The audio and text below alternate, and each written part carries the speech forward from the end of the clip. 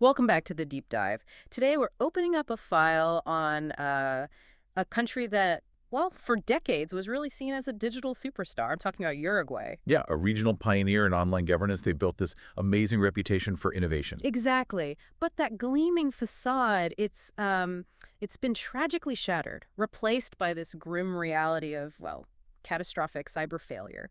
And right at the center of this whole national paradox stands one person, Alberto Daniel Hill, ADH, a highly accomplished cybersecurity professional whose ethical actions, his responsible attempts to help secure crucial national systems, somehow landed him in prison. It's extraordinary. He's the technical expert who was, systematically persecuted by the very system he was trying to help save. That's exactly right.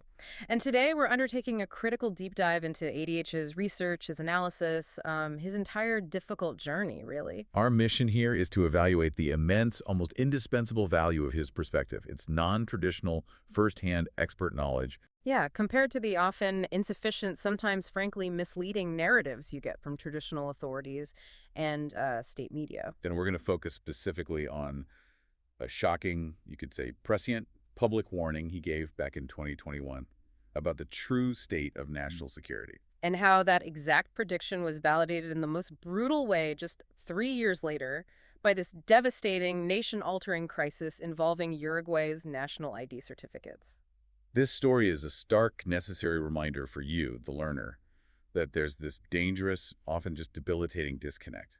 Between what? Between the rapid boundary-pushing pace of technology and the slow, often antiquated march of legal, judicial, political frameworks. Yeah, exactly. It proves that sometimes the person the system thinks is dangerous or criminal, Yeah. the one persecuted for maybe disrupting the status quo. That person might be the only one who truly understands the full scale and nature of the silent existential threats facing an entire nation.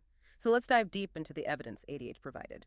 Okay, so to really grasp the gravity of Alberto's experience and the systemic failures it exposes, we first need to, move beyond the sensational headlines. Right, and appreciate who he actually is. Establish his non-traditional credibility. This isn't just some casual computer enthusiast who stumbled on a flaw.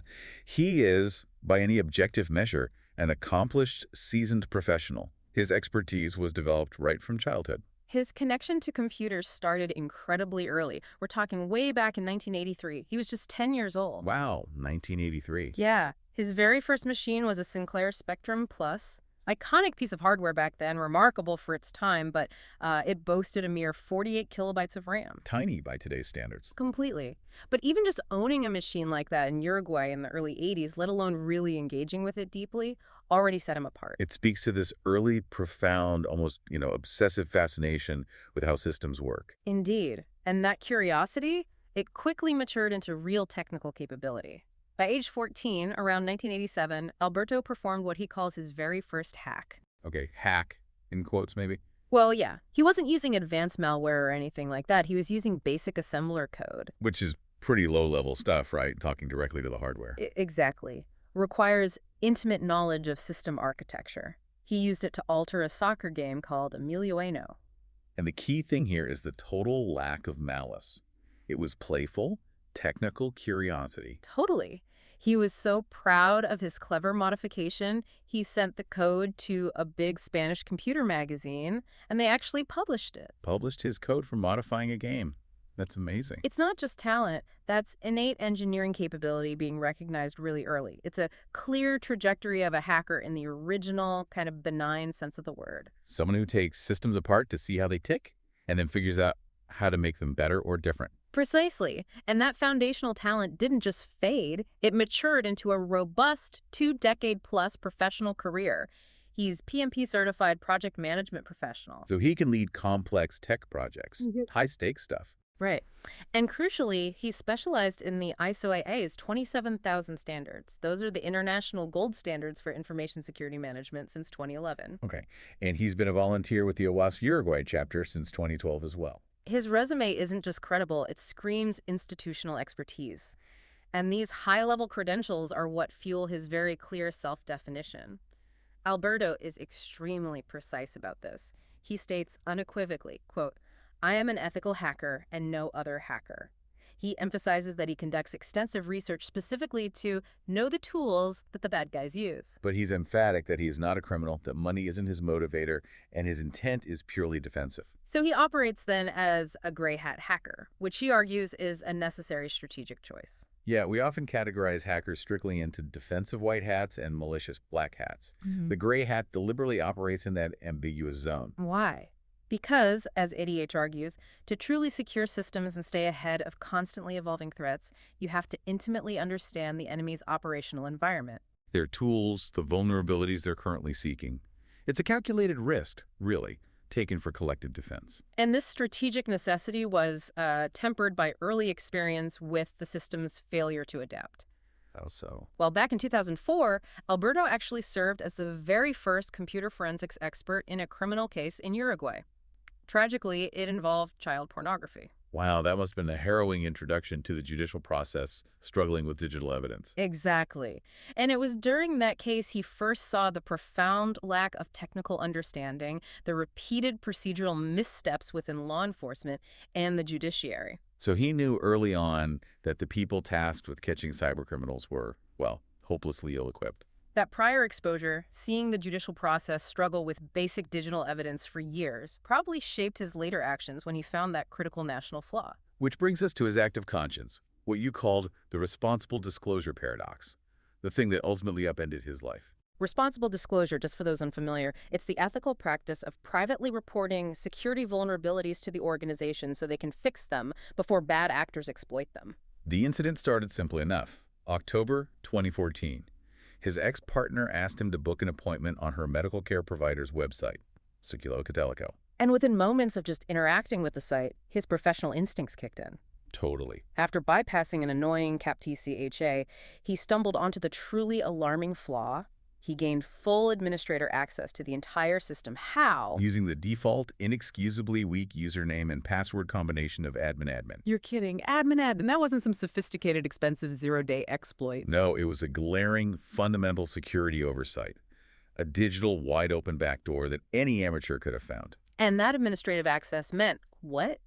Theoretical control over potentially 200,000 patient health records, sensitive financial reports, critical medication stock level. All of it. His response was immediate and undeniably ethical.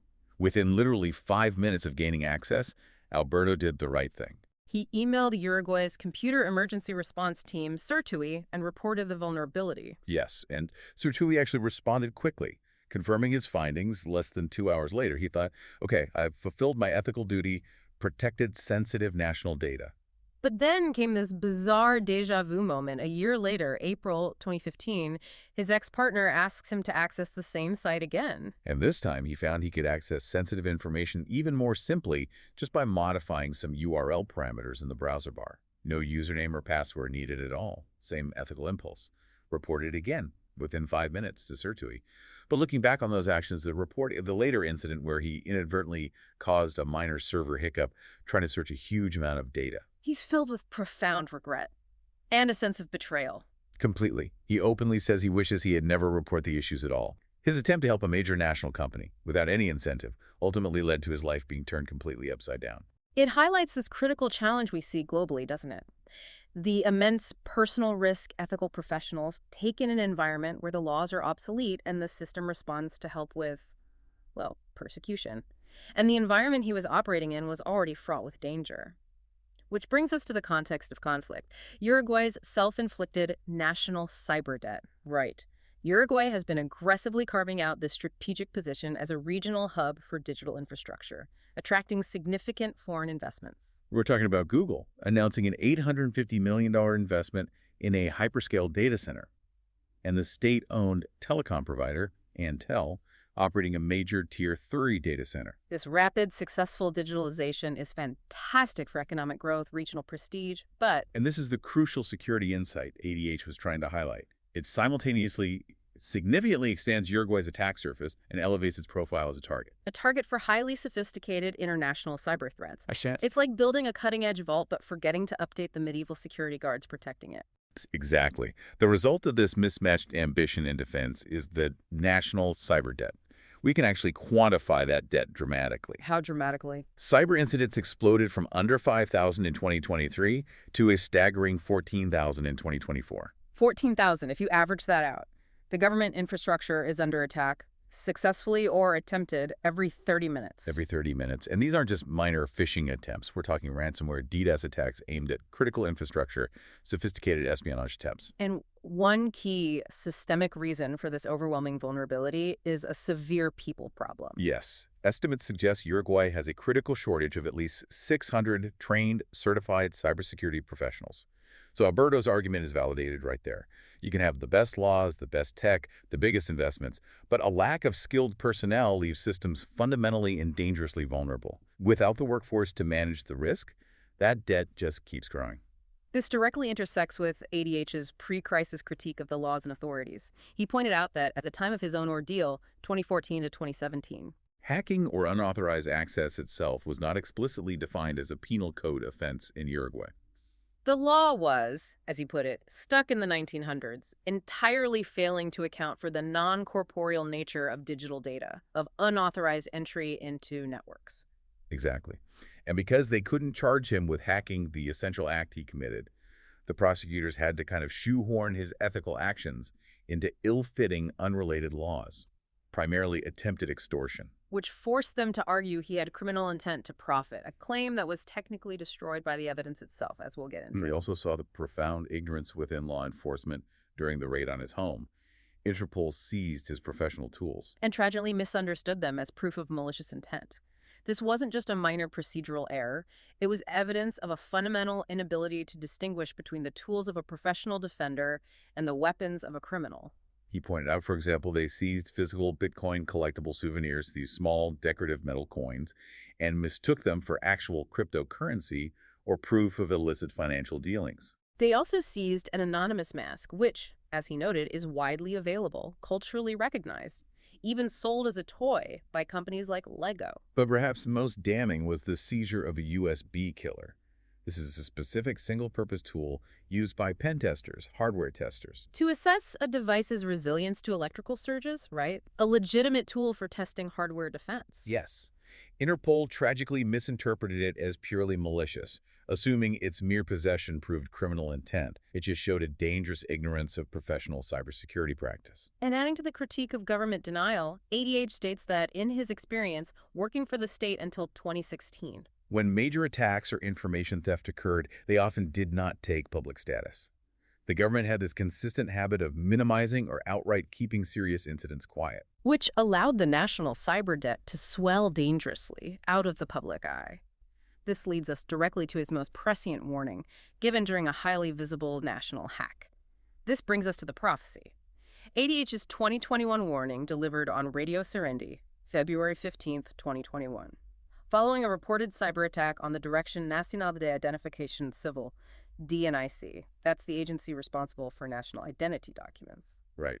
ADH asserted on air that this attack was not an isolated incident. He was unequivocal in his assessment, wasn't he? Stating clearly and publicly that the country was muy mal en controls de seguridad, very bad in security controls. And that this deep-seated deficiency left the entire country exposed to repeated systemic attacks. This wasn't just a general complaint. It was an expert analyzing the systemic environment and concluding failure was inevitable. And he didn't stop with a general warning. He provided specific, concrete evidence of a recent major compromise the government was trying to downplay.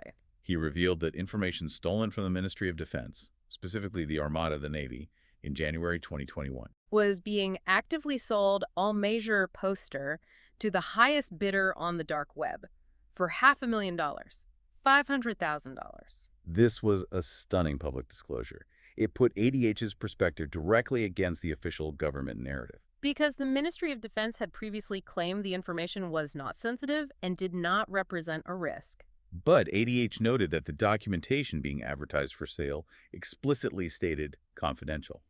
He argued the official statements were contradictory, deeply problematic, giving the clear impression the government either had no idea what they were stolen or simply didn't want the public to know the scope of the espionage. ADH's unique value here is highlighting that gap between official communications and reality. He suggested the government's lack of public reporting hides the true scale of the problem. He noted that if not for the hacker's own divulgence of the DNIC hack, the incident might not have been publicly communicated by the state at all. A pattern of denial. Furthermore, he offered a technical critique that showed his deep understanding of advanced cyber techniques. He explained that in sophisticated attacks, the attacker's primary goal is to eliminate all evidence. Eliminar toda evidencia del hackeo. Right. Which makes it impossible for internal investigators to know precisely what data was stolen, when, or how the breach occurred. So the government could only offer assurances based on incomplete or maybe non-existent forensic knowledge. He concluded this powerful interview with a chilling assessment of the reality of cyber warfare, stating he has no doubt critical information has been stolen and the state is constantly under attack. His final thought on Radio Serendi was, "I believe they are doing to us what they want to do.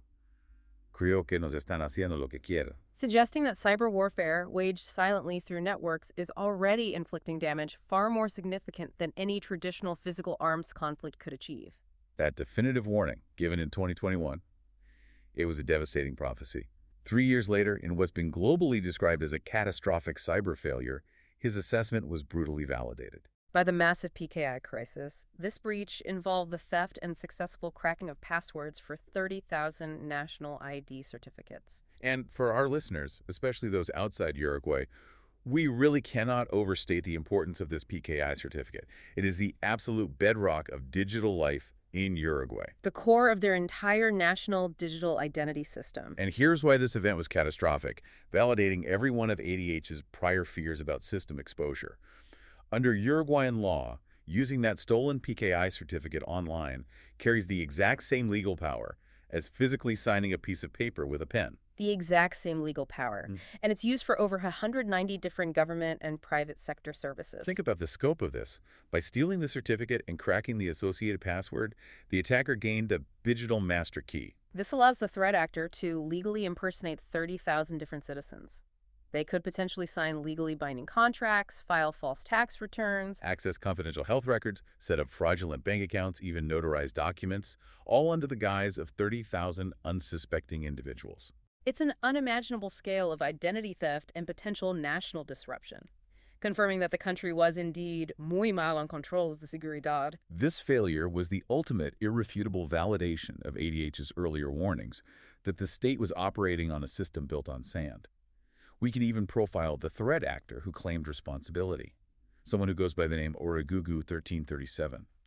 This persona displays a very modern, disturbing, weird blend of activism and old-fashioned cybercrime. How so?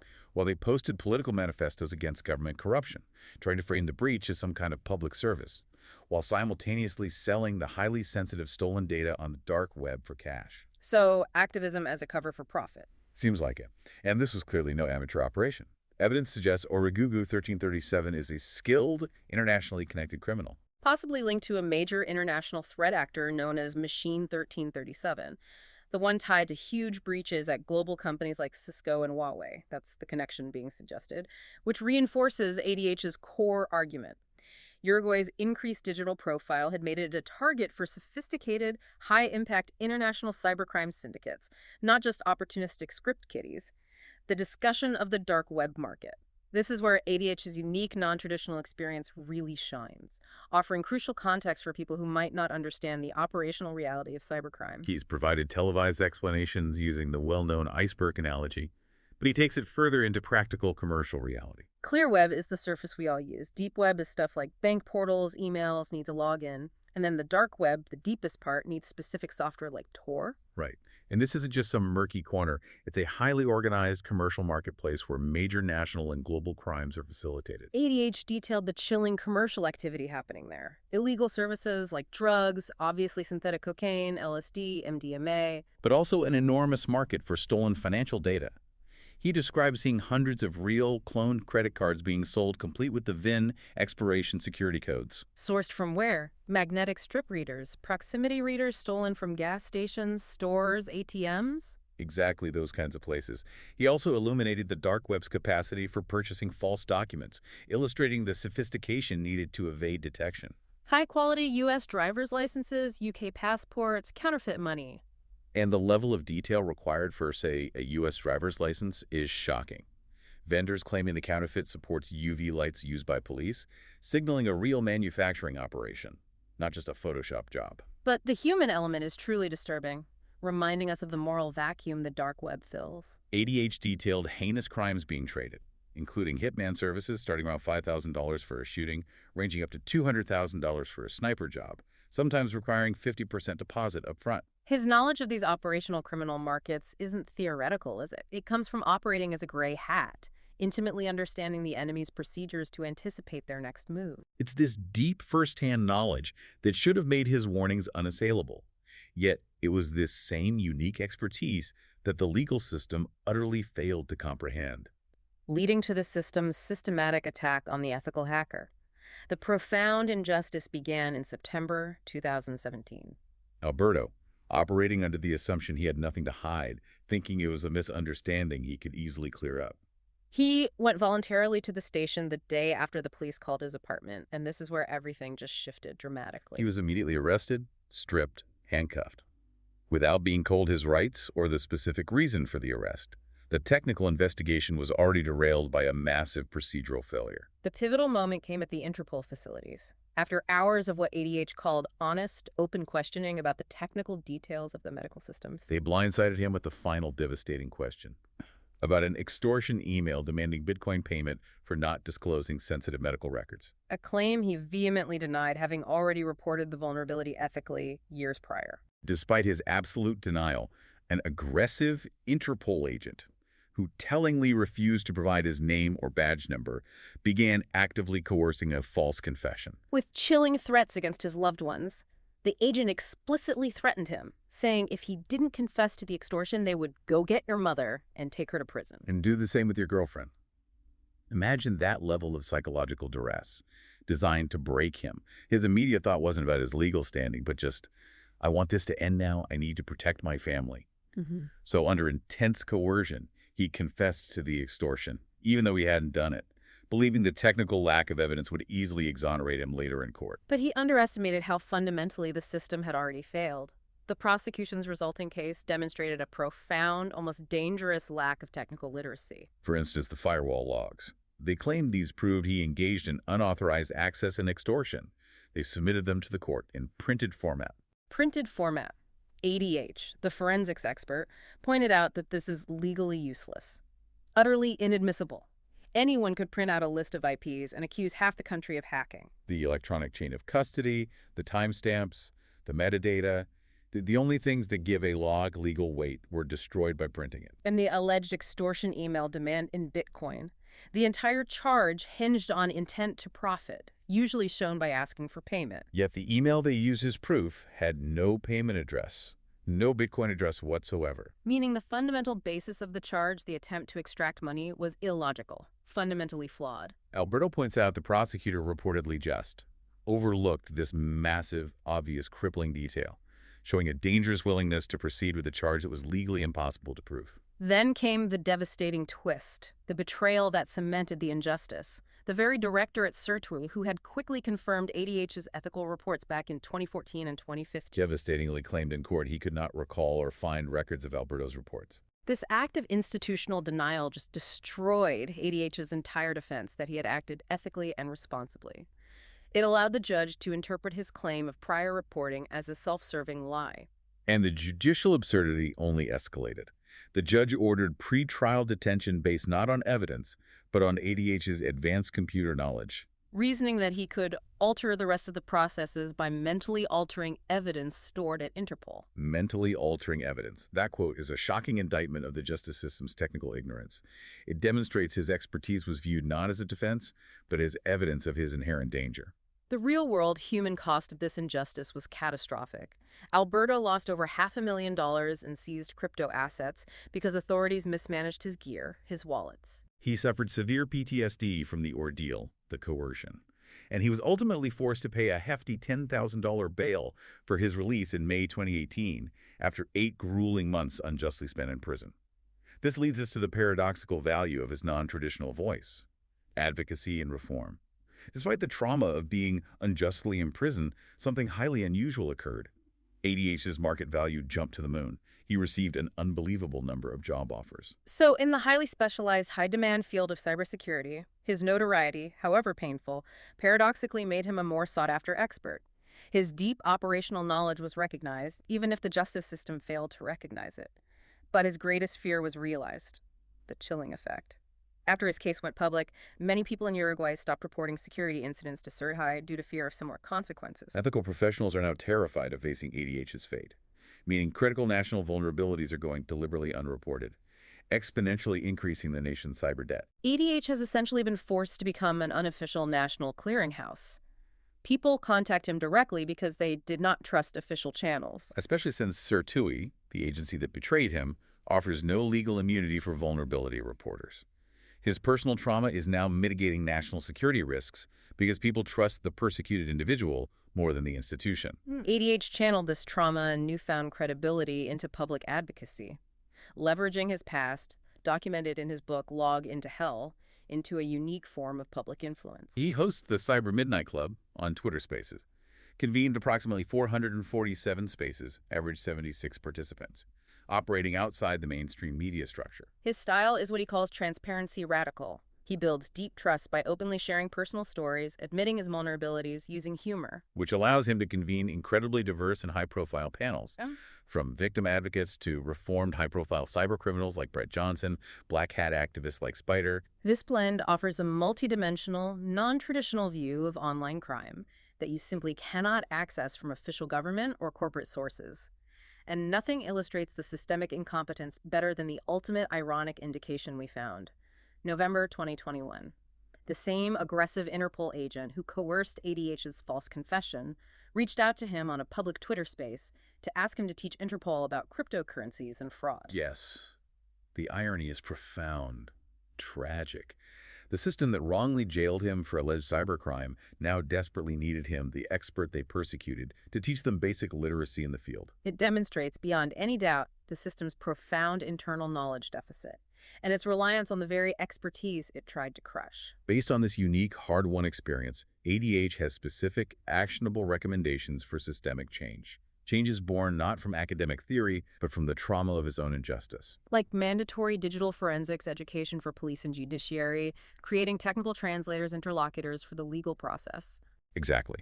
People who can accurately convey technical concepts to judges, and fundamentally updating laws to clearly distinguish between activities, like, say, a website defacement meant to highlight a vulnerability versus actual data theft or extortion. So as we synthesize this entire ordeal, we see how ADH's personal journey provided critical, potentially life-saving information for Uruguay. His warnings, delivered on Radio Sarandi in 2021, asserting the country was exposed and being targeted, were validated 3 years later by that catastrophic PKI crisis. His experience proves that traditional systems that rely on denial, on scapegoating, pursuing noisy activists, operating with outdated pre-digital laws, inevitably fail to recognize and address silent, dangerous threats until it's far, far too late. The immense value of ADH's non-traditional perspective lies in his deep first-hand understanding of both the technology that constitutes the threat and the profound systemic legal flaws that allow that threat to flourish unchecked. ADH realized, as he was forced to step back into the world after his imprisonment, that justice is a beautiful word, but in practice, maybe it stays there in a beautiful word. He was punished and betrayed for doing the right thing, demonstrating the profound existential risk ethical professionals take in an unequipped environment. And this leaves us with a final, provocative thought for you, the learner. We've seen how ADH's unflinching openness about his complex past, his vulnerabilities, paradoxically built deep, enduring trust and influence, even after the traditional system tried to erase his record. In a world increasingly defined by sophisticated digital deception, where trust is constantly challenged, hidden breaches are the norm. Perhaps the courage to share our own vulnerabilities and acknowledge systemic flaws, as ADH has shown, is the most potent defense we have against unseen threats. What does being truly seen with all your technical complexity and personal history cost you? And what does that vulnerability gain for collective defense in a rapidly digitizing world? Something to mull over as you navigate your own digital security landscape. Until next